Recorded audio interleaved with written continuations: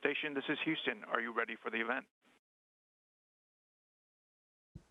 Ready for the event. KMGH, this is Mission Control Houston. Please call station for a voice check. Station, this is Wanya Reese with KMGH. How do you hear me? Loud and clear with some background noise, but other than that, great. Yeah, there's actually a meeting happening now. We have not hit it in many months, and we haven't just hit it. We are actually over at 103.2. All right, perfect. So I just want to jump right on into things. Tell me about your connection to Colorado.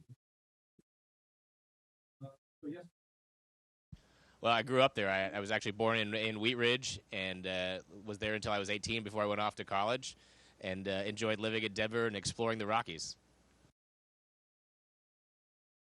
That's great. And another question that I just have to ask you, how is it like being in space?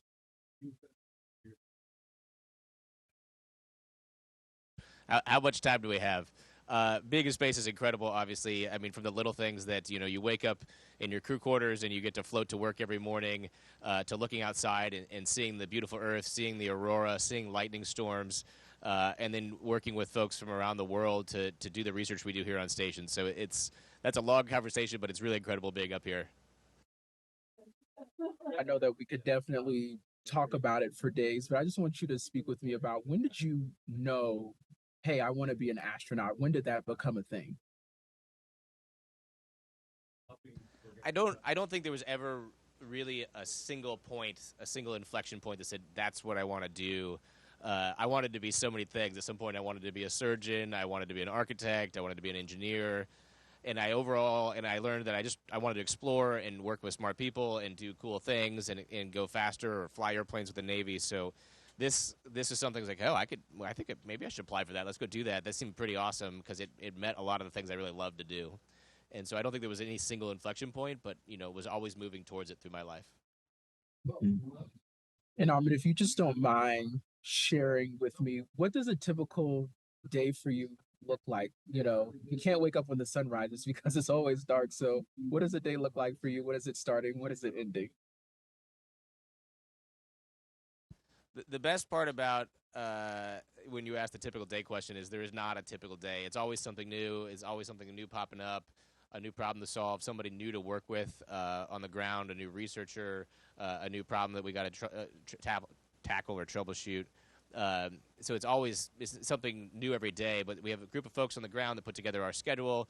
We wake up, we eat breakfast, we look at the plan ahead for the day, and we say, okay, I got to go knock this activity out and do this maintenance thing, or go work with a researcher to conduct a scientific experiment, or take pictures of Earth to support activities or things going on the ground. We're gearing up to start taking some specialized pictures of thunderstorms and trying to capture some of the activity with the upper atmosphere. So there's always something new up here. And you said breakfast. What does a typical breakfast look like up there? Typical breakfast. Well, we have a box with generic breakfast foods in it. Most of which are dehydrated, so they come in little plastic packets, and we hook them up to a wall on the machine, and we inject a metered amount of either hot or cold water. Say, I think scrambled eggs take 75 milliliters of hot water, and then you take 2 to 5 minutes to let them rehydrate, shake them around a little bit, cut open the plastic packet with a scissors, and have your scrambled eggs. Some of them are seasoned. Maybe add some hot sauce to it. Granola cereal. We have all of those things set up and ready for go for us. It's actually super nice. You don't have to go to the grocery store. You just float in down there, grab your food, rehydrate it, eat it. Sometimes you can wake up maybe 5 minutes before work officially starts and brush your teeth, put your clothes on, and eat breakfast and be ready to go. It's pretty awesome. Yeah, and if you don't mind sharing with me, so when did you get to space, and when are you going to be coming back home to the U.S.? Absolutely. So we do 6-month rotations up here in crews. Our crew of 4 came up on the Dragon Crew 8 in early March, and we'll be here for 6 months, so through August. And then Crew 9 will launch a couple weeks before we go home, and we'll do a turnover and show them where stuff is and how stuff works. that we've learned in our 6 months up here. Do a quick turnover, and then we'll go home, and then Crew 9 will run for 6 months, plus another crew member who will launch on the Soyuz to work. 3 people will launch on the Soyuz in the same sort of turnover cycle. Okay, I got you. And, for any kids who might be, watching this story and they may one day dream or aspire to be an astronaut, what would you tell them? Because it seems like something that can be a little daunting. It can be a little daunting until you start hanging out with us and realize we're just as silly and like to do some of the same things that everybody else does. And so I think the best thing to do is just go do the things you love, do the things you enjoy, because then you'll be good at them because you'll want to do them every day, and it won't feel like work. And the jobs that we're doing here on the space station, the jobs that we're going to go do on the moon, on the surface, or in orbiting the moon, take all kinds of people from all different backgrounds. And why not just go do what you love and then come join us? Very, very well said. And, since you're in the space station, have you ever seen, the state of Colorado? And if so, do you see any of the mountains or any of the 14ers or anything like that?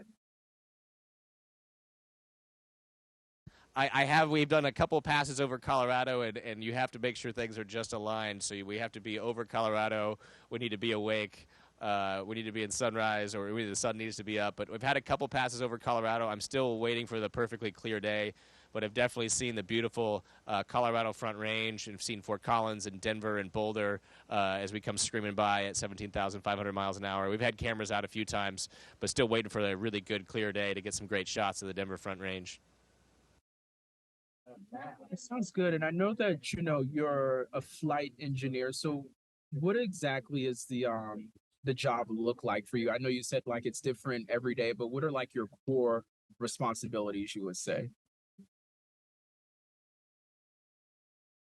So we're kind of everything up here, right? So primary, initial responsibility was, getting the crew up here safely on the Crew Dragon and managing a rocket ship and keeping folks safe and working with Mission Control SpaceX and Mission Control Houston to get that done.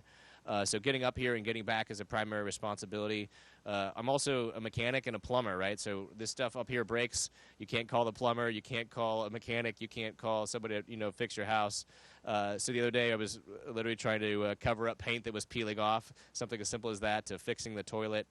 And then another primary job is running experiments. So we have researchers from around the world that prepare experiments for years.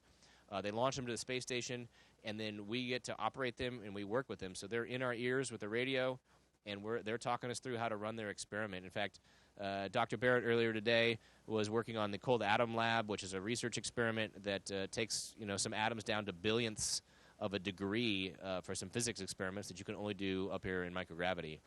So we're running those experiments, and then another major job is communicating with folks around the world about the importance of human spaceflight.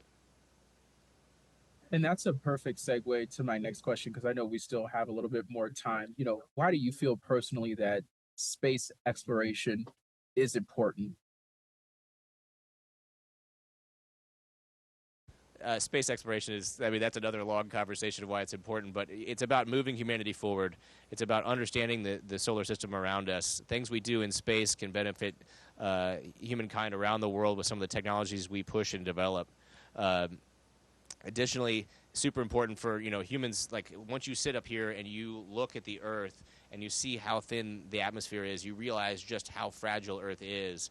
And each bit of knowledge that we get can move us forwards to the moon, and then ultimately becoming a multiplanetary species on Mars, so that our species isn't just stuck on a single planet at risk from a single asteroid strike. So you could go on and on for the days of the importance of human spaceflight, but it's a small fraction of what we spend as a government, and it just moves humanity so much further forward. I definitely understand. Is there anything that has surprised you just about your journey there, or just being in space, that you can speak about or speak to? I guess there's like basic things, and then there's big things. I think the basic things are just adapting to this environment. Very simple things can become very complex or onerous. As you see here, I'm demonstrating zero-G, but if I leave a pen or a pencil out, it just starts to slowly float away in the air currents, and it's very easy to lose things. And they talked about that in training, and you said, yep, copy, I'll go find it.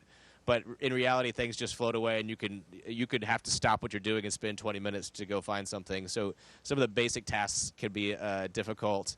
But then also the things that really blew me away is one night we were in the cupola, which is a series of 7 windows that look outside, and we were down in the southern hemisphere, and we saw the aurora. And I've seen aurora from the Earth before, but we were in it. It was like we were going through green clouds of aurora that was just incredible to see. So, basic things, admin on the space station are interesting, but then also being able to look outside the window and see that sight for yourself. I've spent so much time with cameras. I've probably taken over, I'm guessing, over 100,000 images at this point, but I don't think a single one of them captures what you can see with the ability of the human eye. Yeah, I can only imagine, how beautiful it is to see everything up there. My next question for you is, once this mission is over, what's next for you? Do you just stay in the US, or, do you want to go back to space? What does that process look like? I go right back into operations in the astronaut corps on Earth. I think some of our jobs on Earth are far more important than some of the jobs we do in space. For that matter, developing the next spacecraft is something I'm super interested in, and what we're going to do to go to the moon, work on systems, take the knowledge we've gained up here and inform the development of the next spacecraft, the next habitable environment, talk to folks around the Earth about the importance of spaceflight. There's so many really important jobs to do on the Earth that I think you could argue they're more important than some of the stuff we do here on orbit. Go back and work in mission control. Absolutely loved working with those folks on some other space vehicles. So, there's so many important ground jobs, going right back into the ground running. Yeah, that's a really, really interesting perspective. I like that there. So I have to ask you, so I'm assuming you no longer call Colorado home. Is Texas home? Is Florida home? Where's home now? Where is home? Oh man, I'm sure there's so many cliche phrases you could say right now. I'm thinking of a few that are like painted on tchotchkes on walls in people's houses, but I won't repeat them. Where is home? Home is where you're at a lot. My heart is definitely with my family right now, even though they're not here, and friends and family that are on Earth that I miss. We live in Texas now. That's home. I've been in the military for almost 20 years now, moving, and so the concept of home to me is very dynamic. And I definitely grew up in Colorado, love that place. But I guess the simple answer, the home is Earth right now. Yeah, when I asked you that question, I was like, oh, I'm not sure, how he may answer it. You spoke about your family. Do you have any kids or anything like that? Yep, I've got two daughters right now at home, both in elementary school, and enjoy video chatting with them from space. They always have funny questions. What do they think about dad being an astronaut? What's their reaction to that? I feel like it's something they probably still don't, fully let it soak in, for lack of better words.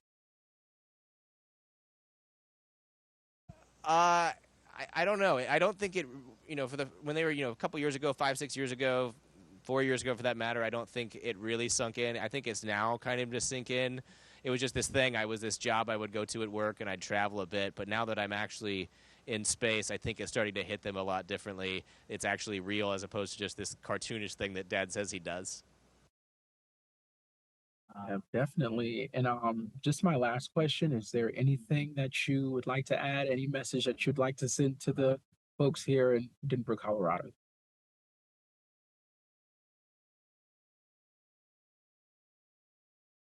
Oh man, the Colorado Rockies are beautiful. The Earth and our nature and our environment is so fragile. Take care of what we got there, and just absolutely love that natural environment we have in Denver. Keep it beautiful. All right. Thank you so much for your time this morning. I appreciate you. That'll conclude the interview. Awesome. Great to work with you and talk to you today. Station, this is Houston ACR. Thank you. That concludes our event. Thank you to all participants. Station, we are now resuming operational audio communications. Station cut.